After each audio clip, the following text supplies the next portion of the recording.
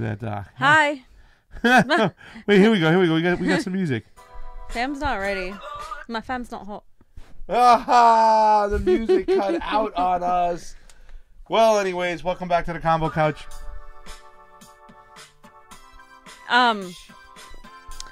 You definitely put on the karaoke version. Yeah, because I don't want it taken down. Oh, okay. You know what the name of the song is, though? It's like, you don't like to think your shit don't stink. And it's just dedicated to the Democrats out there who act like their shit don't stink. The leadership Democrats, not some of the new Democrats. We did have a lot of new Democrats. Welcome back to the Convo Couch, ladies and gentlemen. I am Pastor Jardula. And I'm Fiorella. How's everyone, whoever is watching, because it's really late? Let's see if we can get us locked in and loaded over here. I know James is usually awake, but he's in Europe, so... James Aaliyah is probably watching from... Aaliyah, depending on whatever you want to call him, whatnot. But we have a great show for you today. We want to thank you for kind of tuning in, for those of you who have tuned in. This is our first show since the midterm results a week ago. And 8 days ago. And some of the elections are still going on, fam. They are. Some of the ballots are still being counted. Stacey Abrams is challenging in Georgia. Maria Estrada is not giving up until every single last vote is counted. And sorry about that. Can you not do that? Yes. Is Maria Estrada still fighting? I honestly, last time I checked, there were still votes to be counted. But that's the point, right? That all the votes are counted, because it's not. I feel like a lot of the regular media always decides, like, okay, so and so is a winner, blah blah blah, and it's just something we shouldn't be doing. Yeah, but I remember when Bernie. Yeah. Yeah. But we do have a shit show on our hands now, and we should really kind of talk about this. We have a lot of things to get going before we talk about Bernie Sanders, because I know that was like a lot of people who couldn't wait for this date to come because they thought the midterms are over. The next thing that's going to be announced is Bernard Sanders will be running. So hopefully he will. But the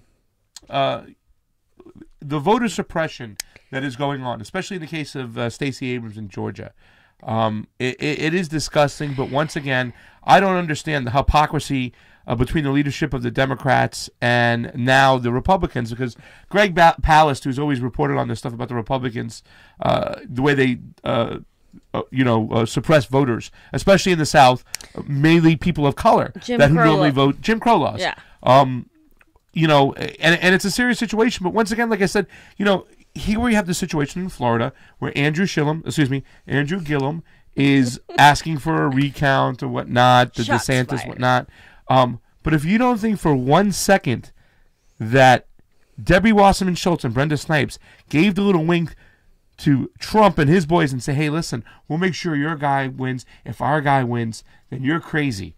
Because they've been found, Brenda Snipes, not only was she not charged criminally for federally, illegally destroying ballots before their time is allowed to be destroyed, she did not only face charges, she didn't even get fired, fam. Yeah.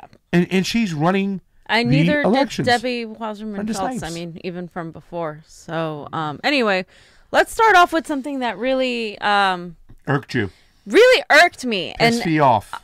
Coming from progressives, too. And I'm really sick and tired of this situation that we're dealing with, by the way. So, the Daily Beast released a hit piece, as many of you know, and it was a hit piece, where they interviewed Bernie Sanders, and they took a phrase of what he said entirely out of context.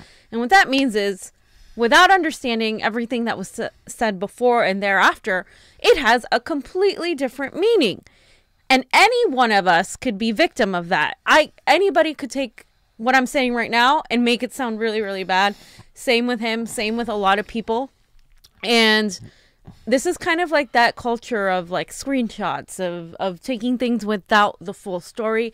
And it's not journalism and it's not responsible. It's a very low kind of behavior.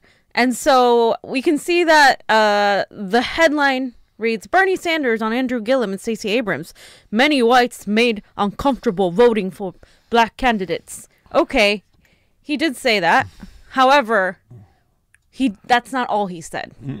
Okay, in the grand context of things, what he was saying was that because Florida and Georgia, there is such a racist state, they're racist states, and there's people that are outright racist. It's a difficult climate.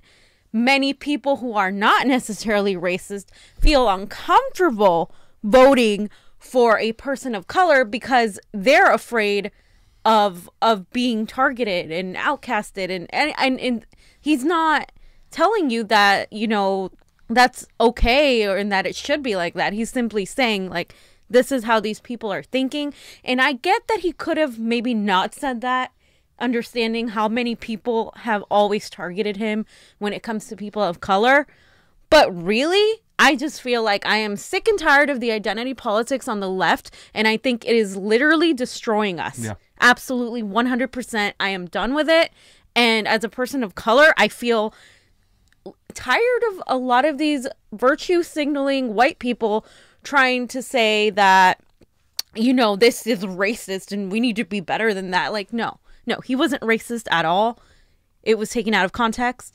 And Chelsea Clinton is on the board of that paper, or that publication, I should say. You know what? I if you see my face over here, I'm just locked with wide eyes in the screen. You know, I wish we had one of those memes ready. Remember that meme goes, oh, and it's the dude going like this. When you just said that, homegirl, you know what I'm saying? And listen, you know what I'm saying? That's something about I've wanted to say for a long time. And thank you for saying it. And it really is. It's also the culture of identity politics within the Democratic Party. Just today online, there's this gentleman named Tracy King, who is an establishment kind of worshiper. I don't want to use the word to hack. I want to say he's an establishment friendly type of person. Yeah. And he is an vote blue no matter who. And you know, we got into a discussion today, and the attacks, everything has to do with gender, religion, or race, whatnot. And that's one thing I love about Bernie. I think that he was right on with this, fam, when he said, because he said in the beginning of the interview, like, why don't we call these people what they are? They're racist. Yeah. And then he plain out said that they had to take some of the biggest racist attacks, and the type of games that DeSantis was playing, he was signaling to his base the whole time. We can't monkey this up. Remember that comment? You know, I mean, but Bernie never plays the identity politics, and that's what I love about him. And let me tell you something. They came right out of the gate with the identity politics, and they played it too with AOC as well down the road. Yeah, they do this all the time, and what irks me the most is it's progressives having a field day with this. Like, oh my God, I can't believe he said that.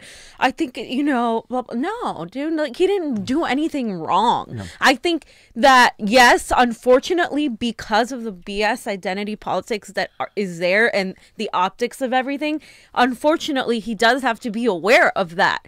But that's optics. What's reality is that Bernie Sanders is actually telling you that these people, DeSantis and these people, they're all racist. He's literally outright saying you got to call them that. So for them to turn it around and say, do we have the audio, by the way?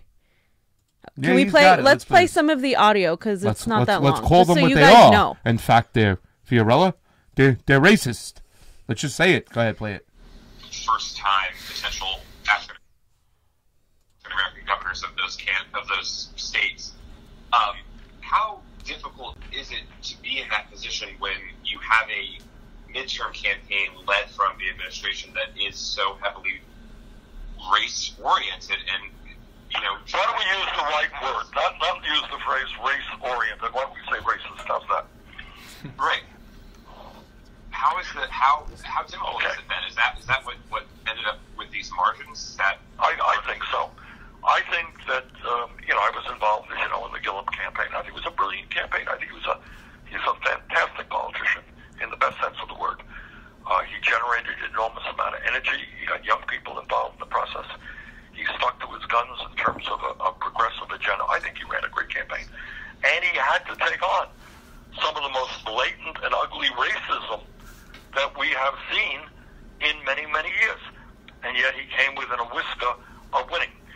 And I think, there are a lot of white folks out there who are not necessarily racist, who felt uncomfortable for the first time in their lives about, whether or not they wanted to vote for an African American. I think next time around, by the way, it will be a lot easier for them to do that.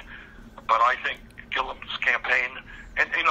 and I think I mentioned this, while losing, Gillum lost, but he also helped to pass, and his campaign did it, the ballot item, which will bring back felons' right to vote in Florida. It's 1.5 million people, which is going to change the nature of politics into the future of Florida. That's what he managed to accomplish. Stacey Abrams, I think, also ran an extraordinarily good campaign. And we don't know what the final results are. We hope that in Georgia, they will respect democracy and count all of the votes. We'll see what happens. But she ran.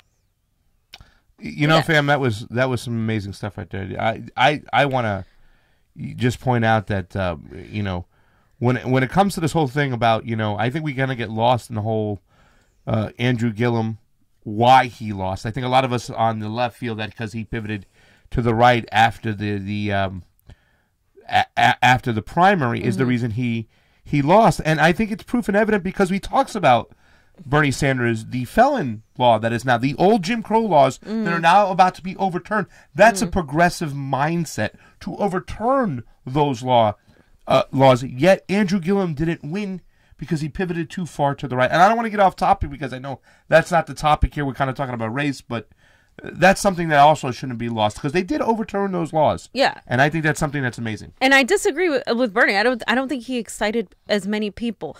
Bernie's the one that got people to be excited about Gillum. And the moment Gillum, you know, kind of like you said, shifted a little bit back away from Medicare for All and started hanging out with Hillary and Debbie Wasserman Schultz. Yes, I agree. I think he lost a lot of progressive votes there. However, I also think there is a lot of voter suppression and a lot of racial tension and racism in Florida and, you know, in Georgia, just as he said. However, like, as you can see, if you take that out of context, and yes, of course, he sounds like a blatant racist, but we know that that's not the case. And so I feel like people, especially progressives, need to stop with the whole, like, oh, well, maybe, you know, as a white guy, maybe he shouldn't have said that. Well, yeah, I mean, I guess it's the optics that we're living in, but at the same time, like, you cannot just take that alone because it doesn't exist alone. It doesn't exist in a vacuum. That statement exists with everything else he said. And it's really unnerving just to see how, like, when I brought this up to some people who happen to be white people, they're like, oh, well, no, he shouldn't have said. Like, you can see how that's problematic. Like, it's like, no, dude. Like, no. I disagree 100%. I think, yes, unfortunately, he needs to watch what he says because of that. But I think I'm just done with the whole identity politics. He is the person that is more likely to win against Trump more than any other candidate.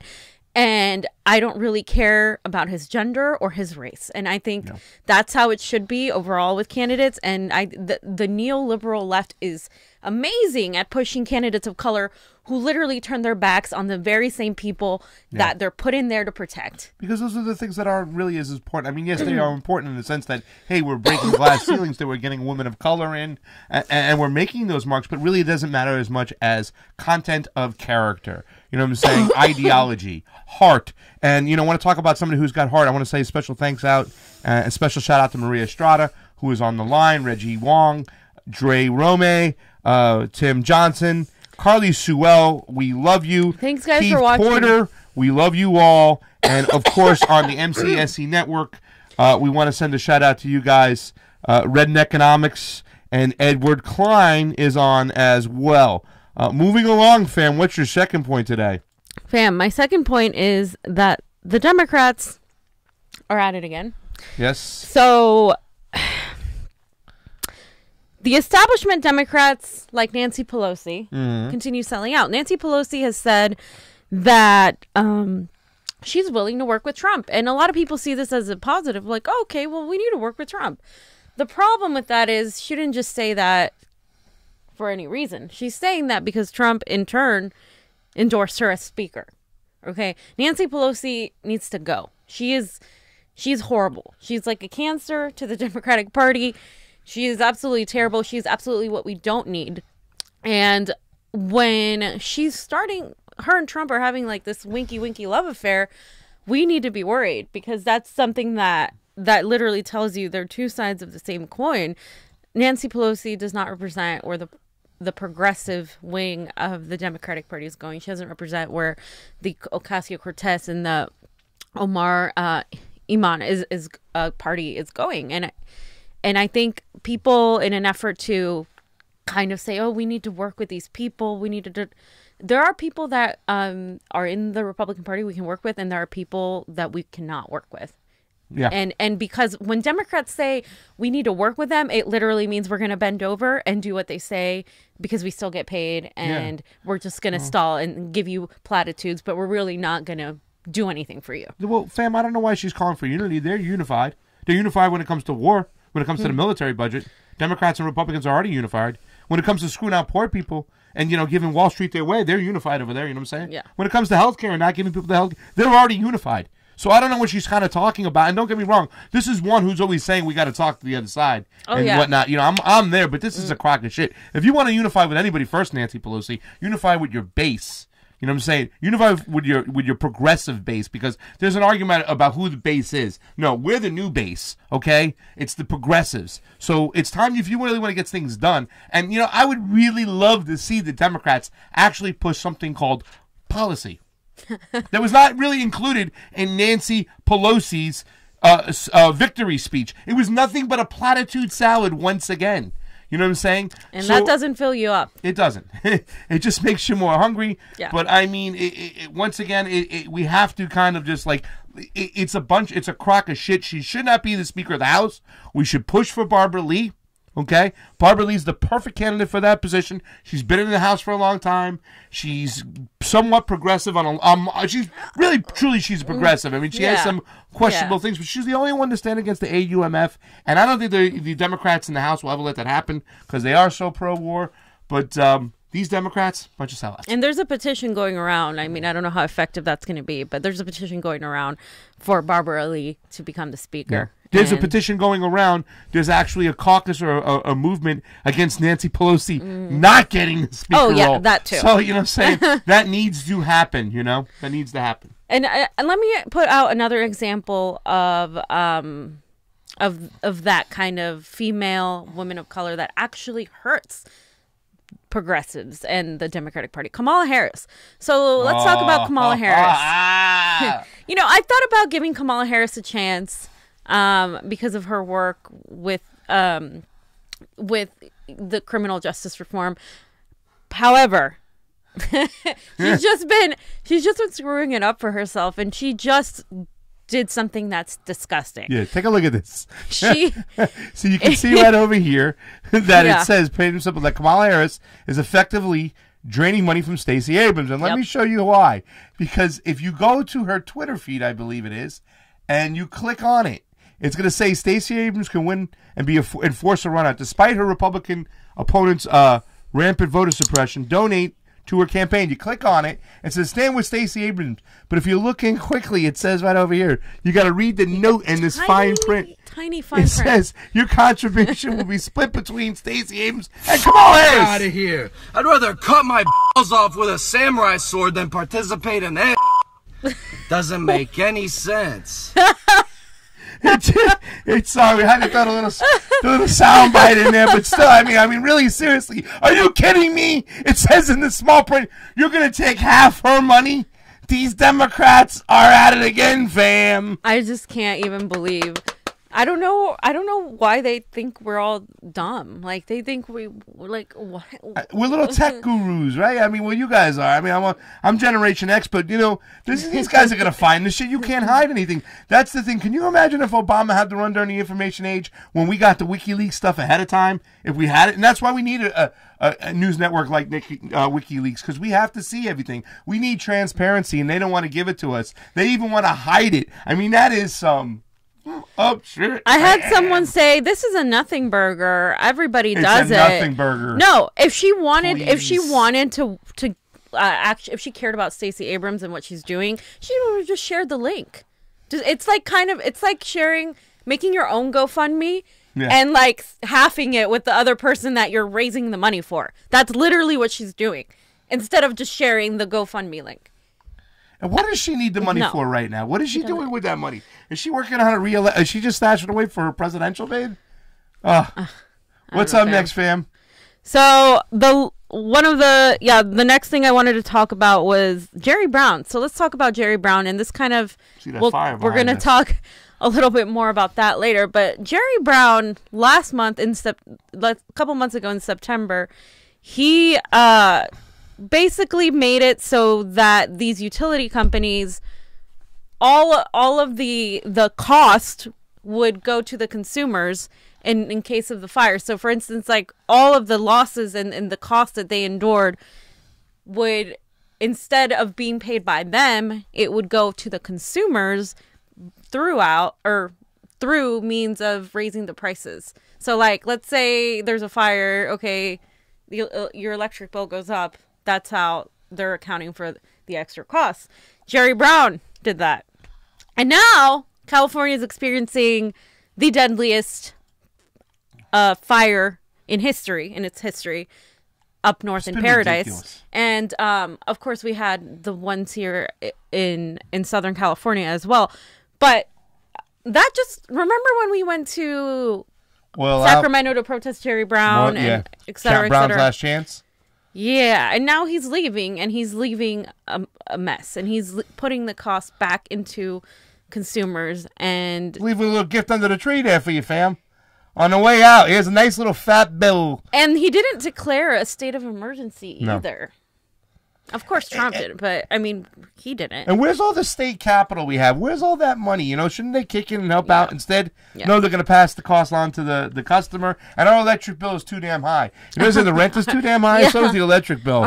You're looking at the fam over here, we're like, oh, our electric bill is out of fucking hand. I don't even know what I'm doing over here. It's like I'm freaking draining out the sun for some reason. Well, that's Jerry Brown and stuff. So another thing that's happening is that the Democrats, Nancy Pelosi in particular, again, pivoted away from Medicare for all. Just when we saw that the majority of the American people are in favor of Medicare for all, she basically said, well, we need to focus the classic on the ACA and blah, blah, blah, blah, they blah. They do this shit all the time. They win a primary, and then as soon as they win a primary, they pivot right to the center. It's not off the table, though. Don't worry. It's not off the table. Beto did this, too. But right now, what we're going to focus on is protecting the ACA. Apart from that, which is kind of not surprising, is even with the new Congress of Ocasio and Rashida and Amar, we're seeing that they're still pivoting away from abolish ICE. And I think that's not surprising because it's something that a lot of people are uncomfortable with because they see it as a security measure. I mean, I feel like that's where we're going to go to next, but I think it's still something that a lot of people are uncomfortable with, including the American people. I don't think it's about the security for some, though. I mean, for a lot of people, it is about security, probably the older generation, but I think a lot of us, too, are, first of all, it's like, of course, I want ICE to be abolished. There are a bunch of Gestapos running around doing unnecessary shit, rounding up people, when they said they were only going to go after criminals. However, you know what I'm saying? It's never going to be abolished under this administration. I know it's just more about the symbolicness of it. But like I said, fam, I've always wanted us to learn more about why there is a migration process. I'm always about abolish the CIA. And I don't want to drift into that because the thing that really does piss me off is the Medicare for All thing. Because the number one issue for this cycle, this midterm, was health care. Okay? 60% of Republicans want universal health care. 80% of Democrats want universal health care, some form of single payer, yet we can't get there. And Pelosi and all the Democrats, as soon as they win their primary, they pivot away from this. And they've done this time and time, election, again and again. Remember and again. Harley Rauda and Dana Rohrabacher in the beginning? Because we've been following that race forever. We interviewed these candidates. Harley Rohrabacher! Sorry, I had to do that. Dana Rohrabacher. Dana Rohrabacher. you combine them. They won 50% of the votes. I wanted to give Harley the first name win and Rohrabacher the last name. Harley Rohrabacher over there and stuff. Well, Harley, as many of you know, but if you don't know, was a Republican. He just switched over to run against Dana Rohrabacher, by the way. So a lot of progressives voted for him. Obviously, Dana Rohrabacher is awful, so I don't blame you. But then again, he was running on, oh, yeah, I support Medicare for all, and then as soon as he got in there, it's not on his website. It's I support a path to no. That's and Gil did the same thing. We already know. We already know what that. Yeah, what that ACA is code for whatnot. And let me tell you, we really need Bernie to get here and win and stuff. Can we show you a picture? Just I want to remind people over here, when Hillary Rodham Clinton, she's thinking about running again. This is her. God. Those are her rallies right there. You see that? A lot of seats, fam. Just to remind you. At least they're nice, expensive, cushiony. Yeah, I'm sure. Seats. They're probably about $200 each. And Bernie Sanders rally. Boom shakalaka. He's still the most popular politician in the United States. You better get ready for the burn. It's but coming. let the CNN poll show where they sampled like Biden, 200 come people on, yeah. and saying Biden's ahead of Bernie. There was nobody under the age of 45 who took that poll when they put that Yeah. poll out there, by the way. Yeah. So, you know. Fam, so as all of you know, California is literally burning. And speaking about fires and climate change, here are some facts just so you guys know that how much damage has been done. And like, I know there's so much going on, but the fact that we're not in a state of emergency is ridiculous. I mean, a lot of our friends have been, you know, having to stay with other people. We had people stay with us. We had people stay with us. We had one of our really good friends stay with us. We had just, you know, I was helping out with the Shower of Hope with Mel. It's just, there's been so much, and it's a lot of anxiety. It's a lot of fear. And people were really scared, and it's hard to see. But just so you know, this is the most the deadliest fire, and 50 deaths. There have been 50 deaths as a result of our friend's trailer was in that. Yeah, of the fires in general statewide. 48 in the north. In Campfire, and then 2 in SoCal. Actually, now 3. They found a body that they haven't identified. So it's actually it goes higher. And these are the pictures we have. That's Malibu. That's Calabasas, Malibu, and the firefighters have been battling all these fires. Here is a breakdown of the numbers as of this morning. We have let me see what I have it here. 35%. It's 35% contained in the Campfire. It's Butte County, 135,000 acres burned, and 48 fatalities, as I said, and about 8,817 structures destroyed. 7,600 of them are homes. The Woolsey Fire, which is here in SoCal, in LA County and Ventura County, 97,620 acres, 47% contained as of this morning. It's probably more contained now. 2 fatalities confirmed, with another one that broke today. And then 435 structures, 7,000 in 57,000 structures in danger. There was a hill fire as well in Ventura County, 4,500 acres burnt and 94% contained. So that just tells you how much. And in total, it's like a ridiculous amount of acres. Wasn't there something going on with the new Congress today? Because this is clearly global warming at its highest, I guess you could say. I mean, new reports come out every day about global warming just going apeshit crazy. Yeah. And this is a clear evidence of it. California is just basically on fire. And real quick, so the good thing is that there is a lawsuit, and the utility shares have plummeted after this lawsuit.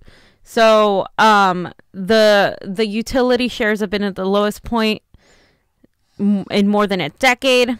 Some Californians who lost their homes said that PG&E was at fault for the Campfire, so they're the ones that are being sued. Because right after they reported like an outage is when the fire started, by the way. Yeah. So in a lawsuit filed this week, the homeowner said that the transmission had failed, sparking the fire.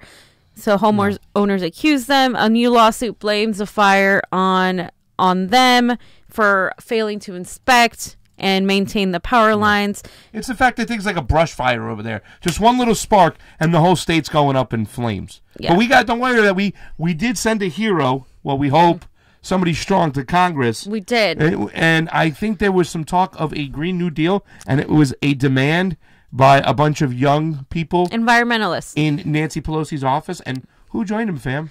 Alexandria Ocasio-Cortez, the sellout that many progressives decided to call her. And I just we're going to talk about that later, but let's talk about what she did. So she joined a sit-in that this environmental group decided to protest in Nancy Pelosi's office. And it's perfect because that just shows that she's literally not kissing anyone's ass.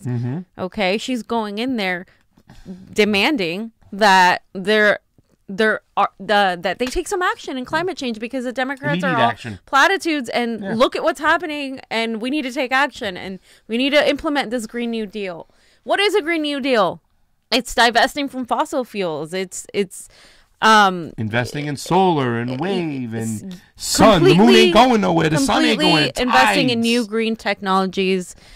Cutting down our emissions. It's everything that we need to do. Just to even attempt to salvage what the damage that's already happened. And she stood up in there in front of all these people. She got on tables. She was AOC, and I think she's not even like governing. She's not even in Congress, like actually yet. This is like orientation. This is like when you go to college and you get on your orientation, and right off the bat, she's over there. And a lot of people still, are still telling me like she's a sellout, she's this, she's that. But here's the thing, like sellouts, she didn't have to do that. And I think I look at her actions more than her words. Anyone can misspeak, anyone can say things, but at the end of the day, she's the one that's out there sitting with environmentalists. She's not, hanging out with Nancy Pelosi. Right, exactly. Electoral activism. That's right. And that's more of what we need. And none of the other women that were elected actually even had the guts to do that. Yeah. A lot of them kind of were hanging out in the outskirts, but she's the only one that actually went and was like, let's do this. I've heard a lot of this talk about, there was a progressive movement, that there was like now 40 Our Revolution candidates in there, multiple DSA candidates that were elected, a few Justice Democrats and whatnot, and that we have to really see this as a good ripple effect on what's really happening. Yeah. But, let me just point out right away that Our Revolution doesn't always endorse the right person. Right. Neither does Bernie Sanders. You know what I'm saying? He's not going to get every single one right. What really is going to be a telling sign to me is what happens when they get there. And what AOC did, I'm glad she had that one little messed up step, because she probably saw, oh shit. And she went in that office of Nancy Pelosi understanding that I'm not going to kiss the ring. I'm going to respect the people who gave me the power to be here, and I'm going to represent them. Here's your walking papers, Governor. It's all about a Green New Deal, and not just asking, demanding for it. I thought it was amazing. Yeah. I thought it was a great start for AOC. And out of all those Justice Democrats and Our Revolution people, she was by herself. I'd like to see more people join her, fam, to see this progressive movement really get going. 100%. And I think some of us need to get out of the way. I'm all for holding people accountable for if like people like Andrew Gillum, like we were like, dude, like what is he doing? Blah blah blah. I'm all for that. But I think the problem with the left is like sometimes there's no winning. No. There's like, I'm gonna criticize them if they're not the perfect candidate. And David Hildebrand posted something like, I trust AOC more than the people that are out there. Damn, she left a bad Yelp back in 1982. Yeah, something stupid like that. They used Chevron gas back in 1972, so they're a sellout. Like, I just think like sometimes the left goes too far in that way as well, and it sucks. Yeah. So it's funny because Fox News, I feel like, actually helps progressives because she shared this tweet. She said, "Oh no, they discovered our vast conspiracy to take care of children and save the planet because they said radical new democratic ideas. Yeah. Free college for all, free healthcare for all, abolish ICE, Green New Deal." Terrible things. Free advertising for us.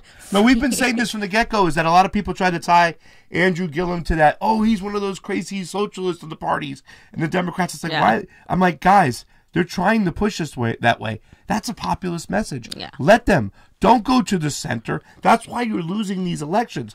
If they're calling you crazy nuts and pushing you that way, say, albeit, you want to fucking give tax breaks to the rich and you think we're crazy? So be it. You want to protect working people across this country and give them a $15 an hour minimum wage across this country? You think that's radical? So be it. You want to end our wars and you think that's radical? So be it. Let's take the title of the Democratic Socialists, the New Deal Democrats that we need to be to win this thing. And I wish a lot of these Democrats would do that. Andrew Gillum did not, and look at the results.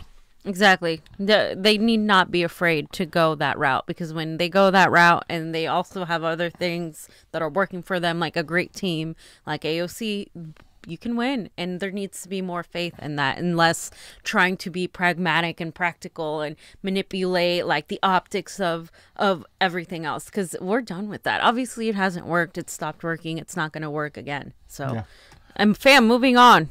We have breaking news as well. So the Republicans launched a surprise bid to prevent a debate on U.S. support for the Saudi war, in which Yemenis are literally dying by hundreds and hundreds of thousands and millions, ultimately. And the Republicans are doing this, and basically what that means is we're not going to have a say in whether we support Yemen or not, and or Saudi Arabia or not. And as many of you know, what they're doing in Yemen with our help is genocide. Well, it's all about capital. It's all about capitalism. It's all about corporate dollars. We're not going to affect our business in Saudi Arabia. We sell too many weapons to them, fam, and that's why they got to raise the budget on that defense budget that everybody gives all that money over to. All your tax dollars are going to Saudi Arabia. Now, right now, this is the Republicans who are kind of putting a halt to it, whatnot, and saying that we have no choice or say in how our tax dollars are spent. Not just about the fact that it's inhumane, that there's the Yemenis crisis is just out of hand. It's also financially draining, and once again, caught with the hand in the cookie jar. There's some other breaking news, fam. Tell us about that. So our friend Mark Lane is in Tijuana. Mark Lane worked with James Elias' campaign. So he told me that, and told us on Facebook, that 1,000 more migrants have arrived in TJ overnight. More buses are arriving later. U.S. Marines have Humvees with 50 caliber guns pointed straight at Mexico, and he said shit just got real. And real, we can see the military arming right there. With it, kind of looks like a World War. Looks like a zombie apocalypse that they're trying to keep out. I mean, they're just putting barbed wire fence up everywhere, whatnot.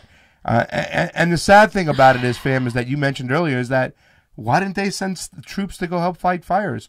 Oh, we had prisoners and inmates fighting for $2 an hour and $1 an hour, or $2 a day doing it, whatnot. Had we sent these, why can't we ever use our resources in a smart way? Why couldn't we send these people to help fight forest fires? We got a governor who won't even declare a state of emergency, and a president who thinks immigrants that are, or refugees that are coming from the most horrendous conditions in Honduras and Guatemala, he thinks that they're the threat. This is just sick, fam. And you know what's also sick is the fact that it, like you said, like we're over there spending our resources to treat these people like they're such a threat, and meanwhile, the majority of people in California have suffered in one way or another from the fire, whether they're just anxious, whether they've lost their homes, whether they've been scared, whether they've had to spend money on hotels or get off work, or just the traffic. And also, a lot of people don't talk about this. It's the fumes you breathe in. Ash was falling on LA during the Me Too march last week when we were there for Me Too International, and ash was falling on everyone. And what you read about later is the effects of that. All of the ash and the pollution that arises from the fires has an effect on us, and it's actually a lot more than carbon emissions from cars in one entire year.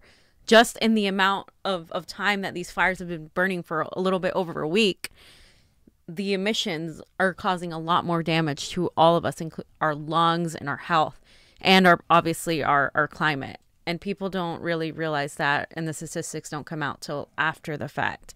Meanwhile, we can't get people health care. We can't give people, to feel okay after the fires. There's no declaration of a state of emergency. Donald Trump blamed it on like nothing that had nothing to do, like the firefighters, he said something really stupid. I've stopped listening to what he said, but he literally blamed it on just like mismanagement of funds, and it's really telling what we're focused on. We're focused on militarization.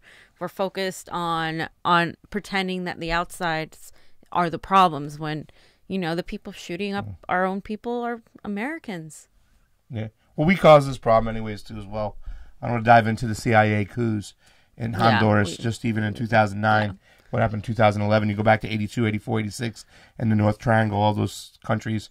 But we've been causing these problems, backing brutal dictators, supplying coups, and here we go. So, fam, Thanksgiving's coming up, right? And you're going to have that time around the Thanksgiving table, and you're going to hear a lot of bullshit out there, fam, right? So we have a little segment we like to call Turkey Talk.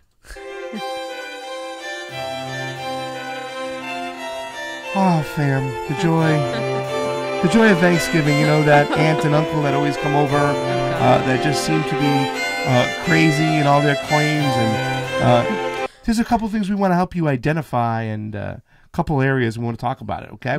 Number one, CNN claims that Trump is at war with the media after Jim Acosta broke down the other day with the microphone. Let me just say something, fam. That's turkey talk. Give me a little gobble over there. Where's my gobble? My gobble. That's turkey talk. Right? Okay? There you go. Thank you. Obama, he jailed whistleblowers for not giving up their sources, okay? Yeah. What he did with Chelsea Manning was another thing that's disgusting. Jim Acosta's not under attack. You know, he was the debate leader over there, and he made statements. He didn't even ask questions. So you don't it was make terrible. Yes or no statements like that, especially with someone like Donald Trump, where he can just be like, no, yes. And they completely ignore Julian Assange. I mean, the way he was and continues to be treated is awful. So obviously we're all for journalists being treated with respect and the freedom of the press. However, again, it's only when the establishment's need is in trouble that they point this out, right? They didn't say a goddamn thing about Julian Assange or any other whistleblower, and it didn't matter until now. Talk, fam. So it's turkey talk. It's turkey talk, fam. Where's my gobble? Thank you very much, turkey talk. Go ahead, fam. Get a nice one. So the liberal media is sprouting left and right that since Trump has come into office, we now have a fascist government. It's turkey talk, fam. Is it? It's turkey talk. We've been a fascist government for many years, okay? Or at least we supported fascist governments for quite some time now, whether it be Ronald Reagan in Central America, of course Barack Obama with Hillary Clinton when it came to Honduras, which is why this caravan is coming this way. And guess what, fam? We even supported neo-Nazis and the Ukraine.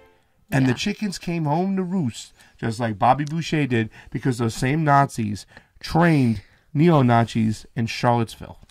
Oh, and while I agree with that too, I just think like people are confusing the fact that fascism is more it's more open now. Like the people that Trump is playing to and these people are playing to are more open about it.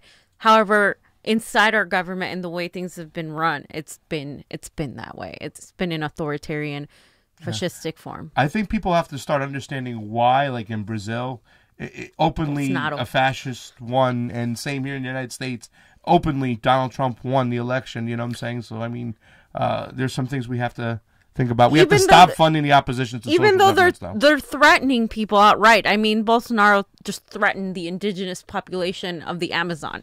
Those people that live off the Amazon, you know, they're obviously going to be in opposition to his plan to monetize the Amazonian River, which is so important to our ecosystem. Yeah. You know, this is not a coincidence. All of this happening now. Yeah. All of a sudden, Trump's a fascist government. Now we have a fascist Things government. don't happen overnight. We've had this for a while. Turkey talk, fam. Fam, you know what I'm talking about? I'm sick and tired of being sick and tired, fam. Okay? Republicans keep saying that we can't go green with our energy, that it would kill too many jobs, that there isn't enough money in those technologies. Talk, fam. What is it? That's turkey talk, fam. Get that gobble going.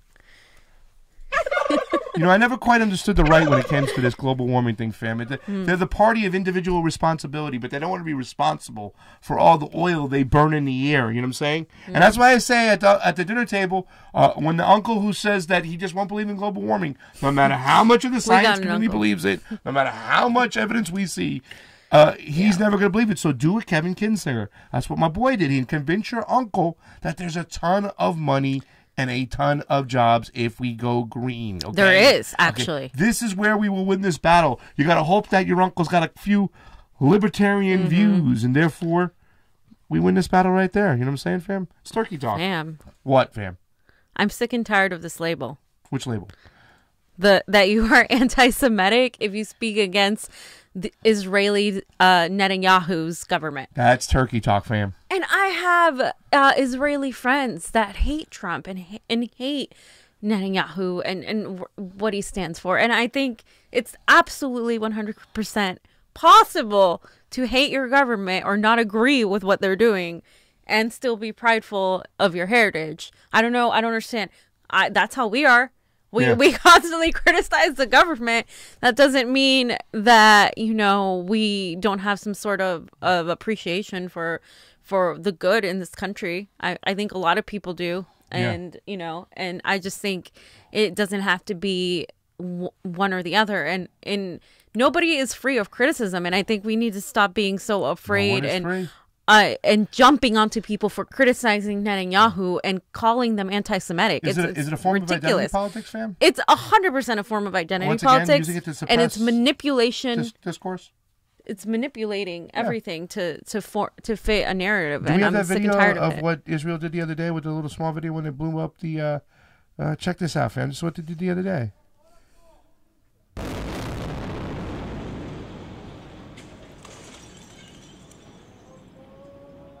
Not only, fam, was that one out of 150 bombs. That was a TV station, fam. They blew up a TV station in the Gaza Strip and say, and you can speak out against these brutal attacks. That doesn't make you anti-Semitic, okay? It makes you anti-Zionist, and there's nothing wrong with that. It makes you humanitarian. It makes you have empathy, a conscience. Like, that's not a radical notion. And how can Israel sit here and stand there and say that, you know, other people are fascists? Meanwhile, they're selling weapons to neo-Nazis in the Ukraine, fam. The Ukraine, fam. Did you get that up there? That article? Show that article. Neo-Nazis arming. Take a look. So human rights activists are petitioned the court to seize Israeli arms exports to Ukraine since some of these weapons reach neo-Nazi elements in Ukraine's security forces, which is the most ironic thing. We've been talking about this for a while, ever since it happened. But the majority of people don't really pay attention to this. And this isn't an effort to, you know, attack Israel or Israelis. It's an effort to just bring out the information that's there. This isn't made up. The information is there for all of you to see. Yeah. Hey, fam. What, fam? I'm sick and tired of my aunt stating that socialism is next to communism, and that Bernie Sanders can't be president because he's going to bring us Stalinism. That's turkey talk, fam. Give me that gobble. I want that gobble. That is some serious turkey talk, fam. Can you tell the people why?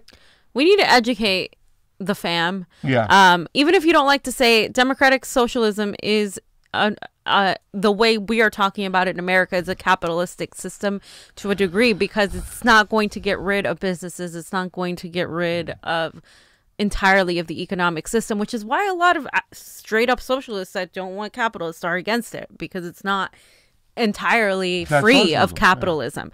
Yeah. It's capitalism with a conscience. It's the free market exists. It's just a lot more controlled. You have co-ops. You have B corporations that are actually good for the environment. You have more regulations.